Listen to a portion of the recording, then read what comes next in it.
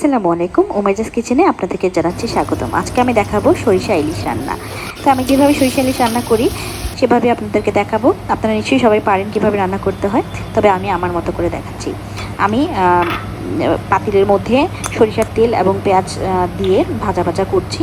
ওটা হতে থাক। আমি এবার ইলিশ মাছগুলোকে সুন্দর করে কেটে ধুয়ে রেখে এখন এর মধ্যে সরিষা বাটা, একটু গরুর দুধ, তারপর একটু সরিষার তেল, লেবু, লবণ দিয়ে আমি ভালো করে মাখিয়ে রাখছি কিছুক্ষণ। এই সুযোগে পেঁয়াজটা একটু ভাজা ভাজা হবে, তার মধ্যে আমি মশলা দিয়ে দেবো একে একে করে। আদা, রসুন, পেঁয়াজ বাটা দিয়ে আমি মশলাটাকে ভালো করে কষিয়ে নেব। তারপর আমি এর মধ্যে হলুদ, মরিচ, ধনিয়া খুবই অল্প অল্প করে দিচ্ছি, লবণ সহ দিয়ে আমি মাছগুলোকে দিয়ে দেবো। আমার রান্না যদি আপনাদের কাছে ভালো লেগে থাকে অবশ্যই লাইক, কমেন্টস এবং সাবস্ক্রাইব করবেন। আমি একটু চিনি দিয়ে দিলাম, আবার একটু লেবু দিয়ে দিব, একটু পানি দিয়ে দিব, দিয়ে আমি ঢেকে রাখবো। খুবই সুস্বাদু একটা রান্না। উপরে কাঁচামরিচ দিয়ে দিলাম, বাস হয়ে গেল সরিষা ইলিশ।